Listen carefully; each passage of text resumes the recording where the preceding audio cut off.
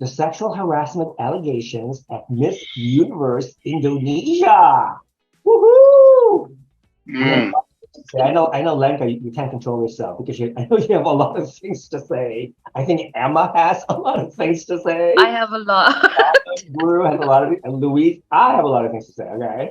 All right. So That's why I wrote it's gonna be spicy because I knew this is gonna be the talk.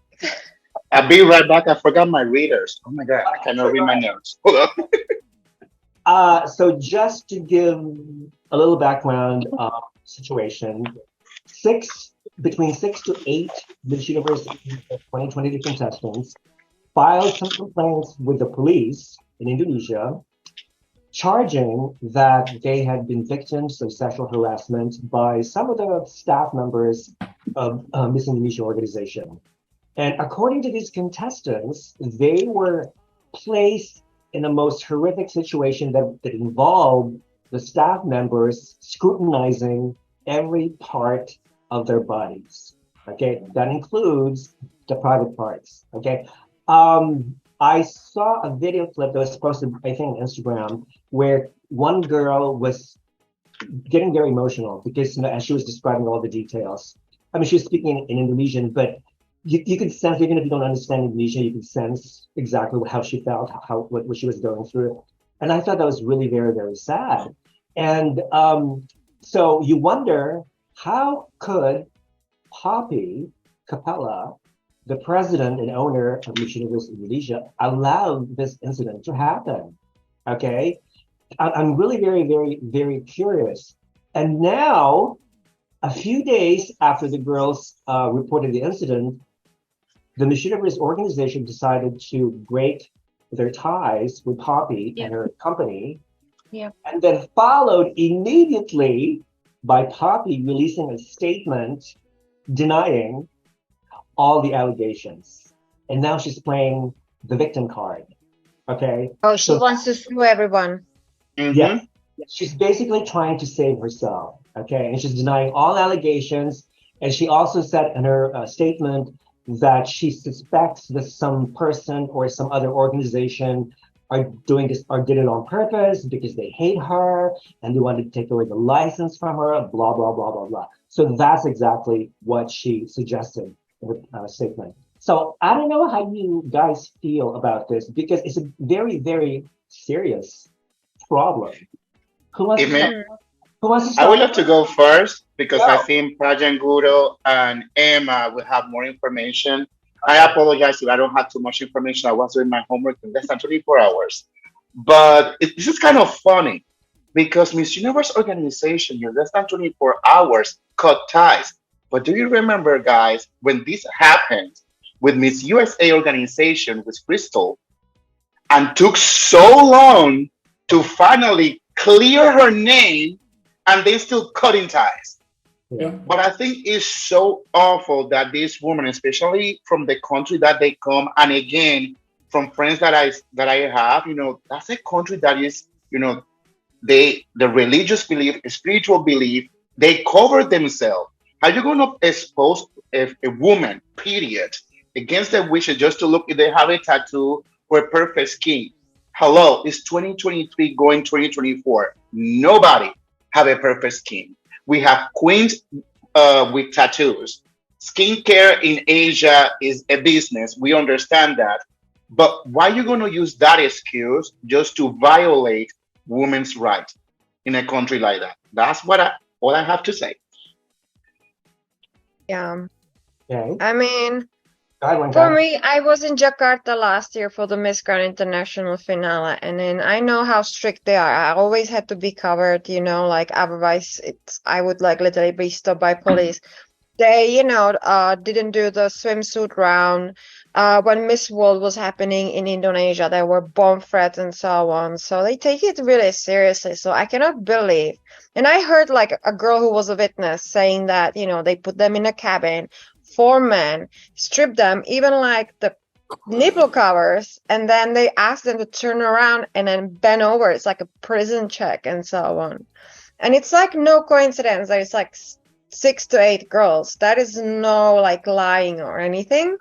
No. And one girl, but we're talking about 6 to 8 girls who complain. Yeah. They all have the same But story. you know, what kind of makes me upset though, that they keep the girl who won still like in the running to become Miss Universe, because I'm like, that girl kept quiet because she wanted to keep her crown, so she didn't defend her sisters, therefore she's kind of guilty too. And I don't think that she should be representing the country too. So Good point. Yeah. All right. So I want to weigh in with this. You guys got to address one thing. There's a lot of hypocrisy in the fashion glamour industry in general. And now it's coming into the limelight. I think now Guru and I have spoken about this. How toxic is the beauty pageant environment now? It's very toxic. You don't know what these women are going in the background, the pressure they have to be winners. Like they say, like Lenka was like, yeah, they want to keep the crown, so they just go through any extent. Now they're speaking up. So I just feel this will just unearth a whole lot of things that we don't know about. So there is a lot of hypocrisy. Now, we have been in Indonesia. I know how things are in Jakarta. Bali, it's a different thing altogether. But then again, this is with every country. So you can't just say Indonesia did this because it's just come out now. We don't know what else is going on, right? And I just feel that people and everybody needs to talk about this more often. I think they need to be not scared about the fact that this is going on. Women need to speak up. Women in general. I have been a victim of sexual abuse and all that sort of thing. So I advocate that in my country. And I always want to be in that platform where I can say what I need to say that'll empower women in its truest sense. So women have to speak up. And we see a whole lot of nonsense, and we just see all the fun glamour part of it, and we ignore it. So when does it stop, right?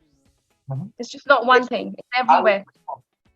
And don't wait a few days from now, report it ASAP. Okay, I know for some women, especially for teenage girls, it's very hard for them to report to the police because out of fear of shame or being bullied, etc. Which is understandable. But if you think you're confident enough to report it to the police, go do it. Go ahead. Gotham Guru, what do you think? So at the outset, I'd like to really say hats off to the ladies who actually came up and spoke. The Miss Universe organization to have not waited so long and clearly put out that statement. And third, if you can correlate to what's happening in Miss Universe Thailand, where Veena spoke about a very similar topic. And she said, speak now, it's the sisterhood, we are there to support. So I think that was very heartening. As Emma said, let's look at it from the truth and the reality. The truth of pageants is supposed to be that they stand for being inspirational, aspirational, beautifully confident, transformational leader. But what's the reality, right? We look at Anne's 3-part or 3P project, which is pageant, platform, and what's the third one? Product. We spoke about the fact that, when in 2019, Sofia Aragon from Mexico, she said that Miss Universe is not looking for a model. They're looking for a role model. We see with Anne's reign, they're back to just parading and modeling. We see, as Emma again mentioned, it's a $5 billion, industry when it comes to beauty. What has happened in supranational? What is the aspirational or inspiration that I have got? I haven't seen much. We look at Indonesia, what's happened. We look at USA last year, what happened there. We look at what happens to the winners, body shaming of Harnas, what happened with Chesley. I just feel that what pageants are supposed to represent and what their reality is, they're two different things. And I think that's where the whole part of, why are they actually putting themselves in this situation? You want to champion for this, but then you become a victim as well. And it's not right. And if I go one step back to the whole controversy around, these national directors, and where Putri Indonesia, with such an important legacy, with character, year on year, it was so easy to change them. And probably this is a wake-up call for Anne to respect legacy, to respect people who have put in all that effort. We talk about kibaya, which is stitched to the skin. And here we are talking of body checks that are being done, completely opposite.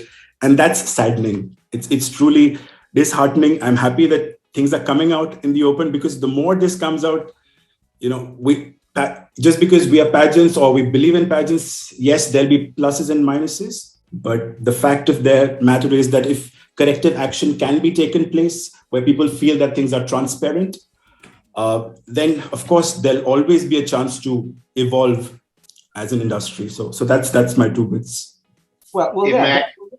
Go ahead. I'm so sorry. May I ask something that I was thinking too? We cannot go far from home, like in United States, in Miss World America organization.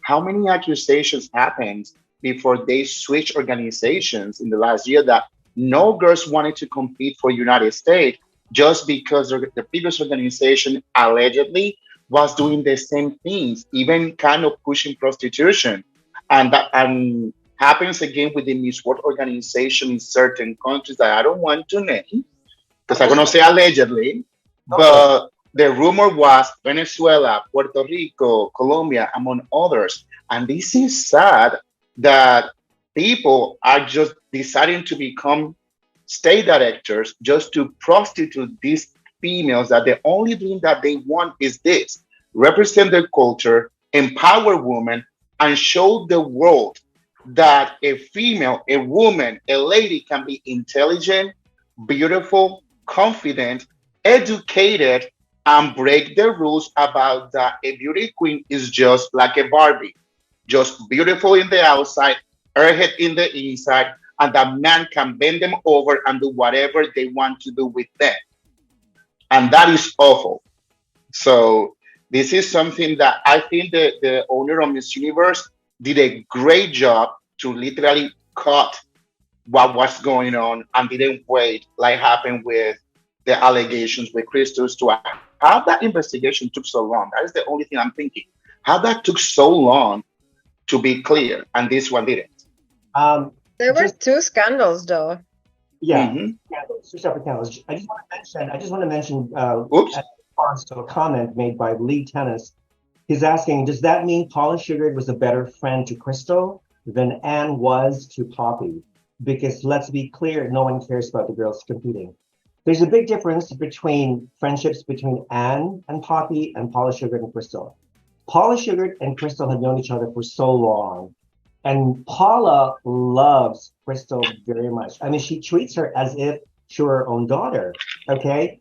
And Crystal has done a lot of great things for the Miss Universe organization.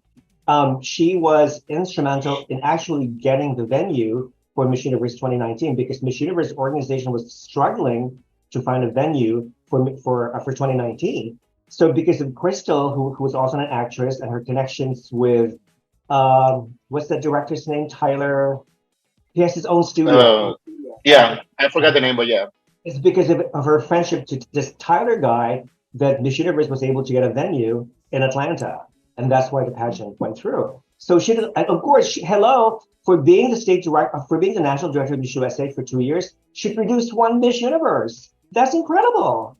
Crystal Stewart produced 1 Miss Universe in the 2 short years that she was the national director for Miss USA. Okay, so what had happened was very sad. The fact that her husband, I don't know if they're still married or maybe they're pending divorce. I don't know what the story was, but Paula Sugar had known about this sexual harassment going on behind the scene, but she kept quiet because she wanted to protect Crystal for one thing, and also she wanted to protect the reputation of Miss USA and Miss Universe for that matter.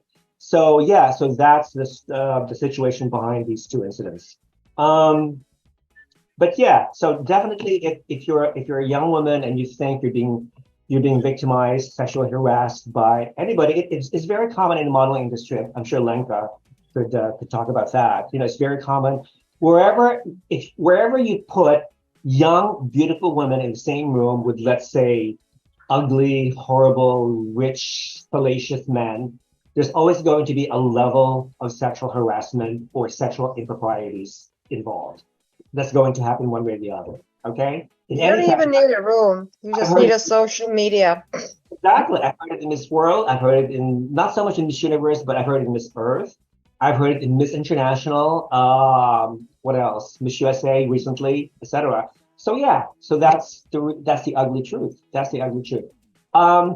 Guys, what do you think of the sexual allegations that happened in Miss Universe Indonesia? If you have any comments, please let me know, and I'll be more than happy to read them to you, to the audience. Oh, okay.